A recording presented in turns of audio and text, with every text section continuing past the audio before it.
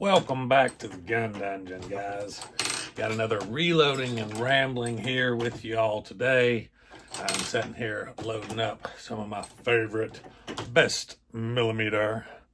You can see this has got a black bullet in it. I like that. I just opened this new box of Missouri Bullet Company bullets. They got that high-tech coating on them, and the new box had a new color. The last few boxes I've had this same brown color. I'm getting kind of tired of it, honestly.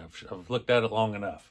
But the new black ones, that looks tough. I'll post a doctored up picture on Instagram of them here. Probably see it way before you see this video, because I've got a few of these stored up already. So this is I'm recording this probably a couple weeks before you're actually going to see it. So if you're on my Instagram, you've already seen the picture. Anyways, I'm actually doing this reloading and rambling topic based on a feature video that I plan on doing, where I'm going to talk about AR versus AK in 2024. And the reason that I think that in 2024 matters is because up until a couple years ago, one of the big factors for an AK-47 was the round, 7.62 by 3.9.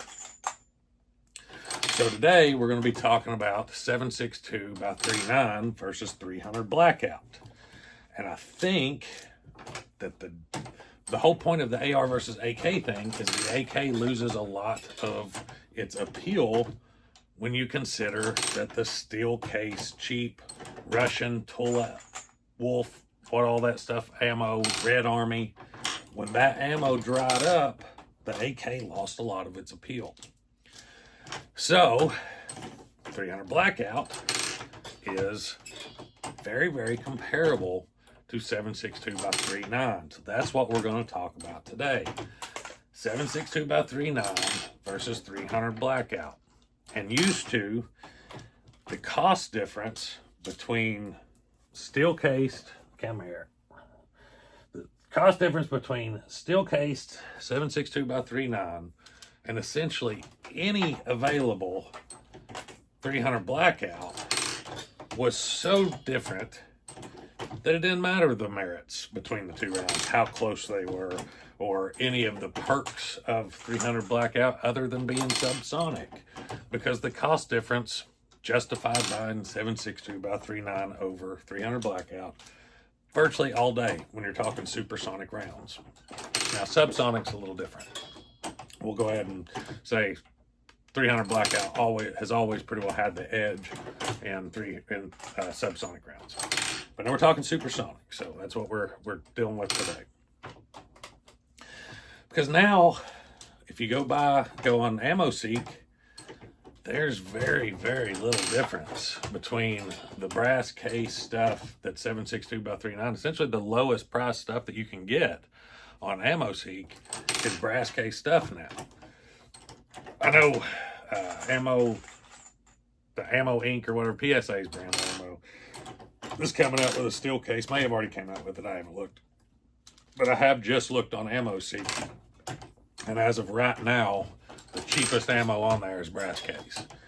And there's only about a maybe 5-cent difference between it and the cheapest 300 Blackout I could find, per round, of course. So now we're talking really, really close to the same price. Now we have to talk about the merits of each round when we're comparing the two, because cost is no longer a factor.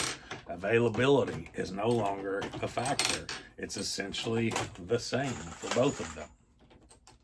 Now, we'll just go ahead and say that when it comes to 123 grain and 125 grain bullets, 123 grain going in the 7.62 by 3.9, 125 grain going in the 300 Blackout. Comparing them side by side, the 7.62 by 3.9 will push that bullet slightly faster from the same length barrel. Now, when I say slightly faster, I'm talking 100 to 150 feet per second. And that's given a little bit of edge to the by 3.9. And I only even say that because of one powder that I have sitting here, and it's CFE BLK that absolutely gives 7.62 by 3.9 some horsepower to it. If it wasn't for that powder, they would be much closer. And honestly, factory ammunition is probably going to be much closer than 150 or 100 feet per second with comparable bullet weights. But let's just quickly talk about why I think 300 Blackout is now the better option. And one, it's because of this thing right here. This press makes 300 Blackout the better option for me and probably most reloaders for a couple different reasons. One being 7.62 by 3.9 uses large rifle primers. As of right now, and probably the past year or better, don't know how far into the foreseeable future, but as of right now, large rifle primers are outrageous and hard to find. 300 Blackout uses small rifle primers. They are everywhere right now. Granted, they're not cheap. No primers are cheap right now, but they are vastly cheaper than any large rifle primers that you will find right now. Daggone it. I'm having a terrible day.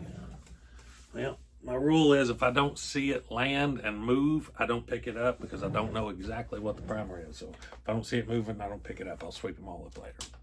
Throw them away. But anyways, 300 Blackout uses small rifle primers. Much cheaper, much more abundant, and I have a whole lot of them. And that's why. So there's one plus from a reloader standpoint. And number two is the bullet diameters. 7.62 by 3.9 uses a .310, sometimes 311 bullet. It's not a actual 308 diameter bullet, whereas 300 Blackout is. It is a standard .308 diameter bullet.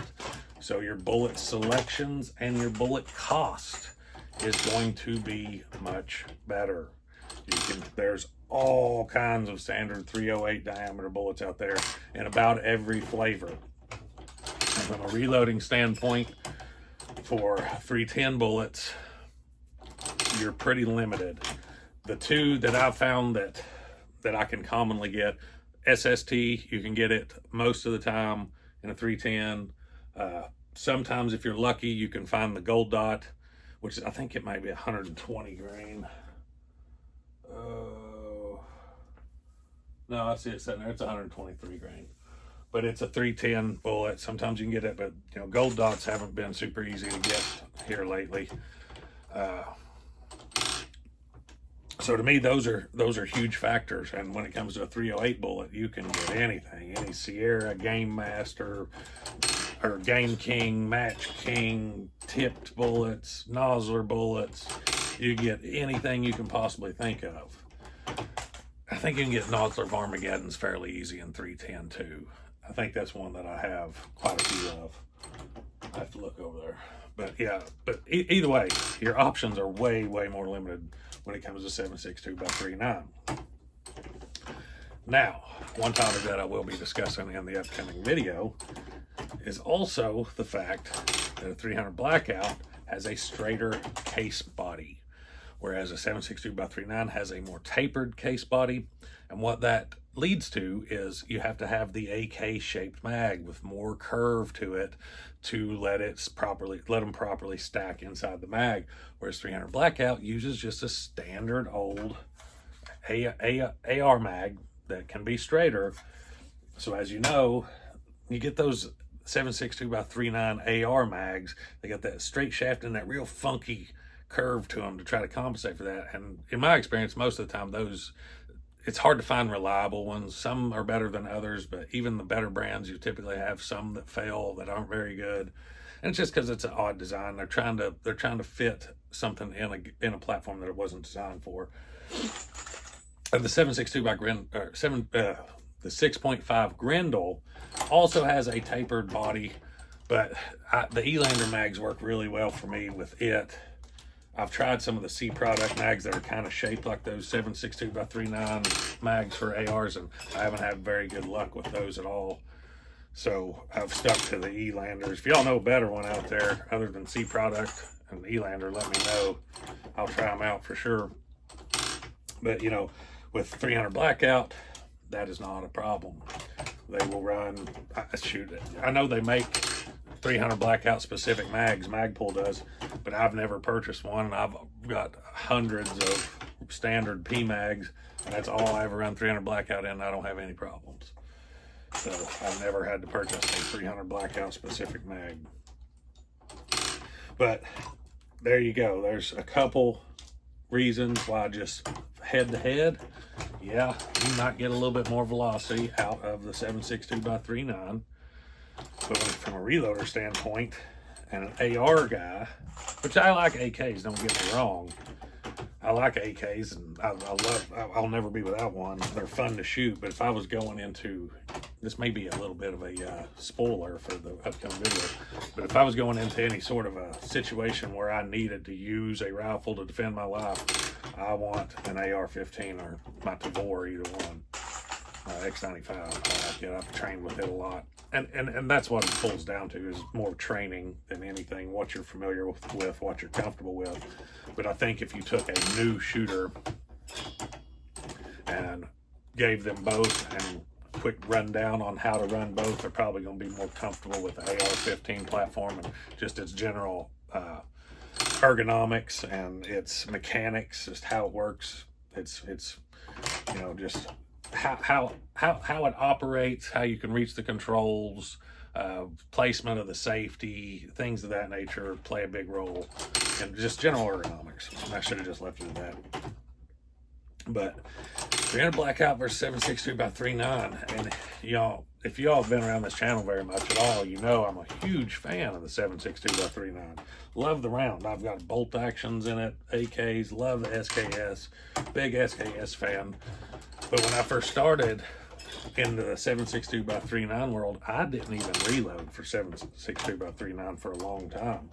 Had all the stuff to do it forever. I'd occasionally, you know, come up with a load for my bolt action or something like that. But as far as just setting and loading mass amounts, I've never, ever did that.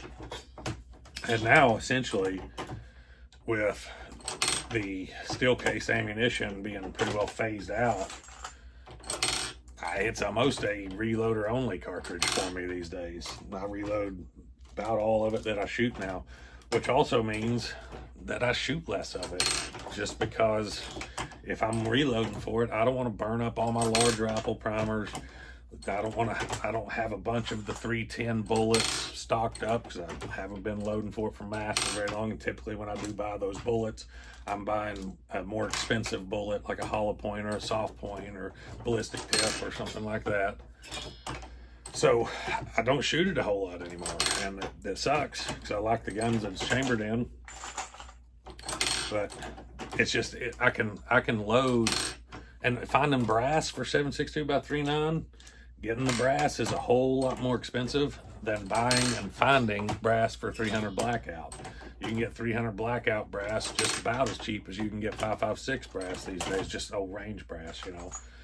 Still got to tumble it, just dirty old range brass pretty much. But you know, I don't even really know a lot of places that have just range brass 7.62x3.9, which, you know, with the steel case stuff being phased out, I'm sure that will change in the future. There'll be more and more range brass in 7.62x3.9. It's just not the case right now.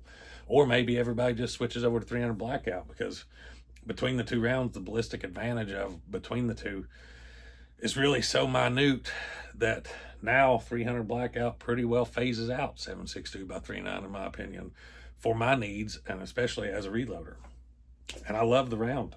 I hate to say it, like it's killing me that that's the case, but you know, if it was as cheap as it was 4 years ago, 5 years ago, if you get it as cheap as you could then, it would be my number 2 caliber. So it is what it is. So that's what I got for you today, guys. I hope you enjoyed the video. Let me know your thoughts down below. Don't forget to hit like and subscribe if you're new around here, fellas. Until next time, stay tuned.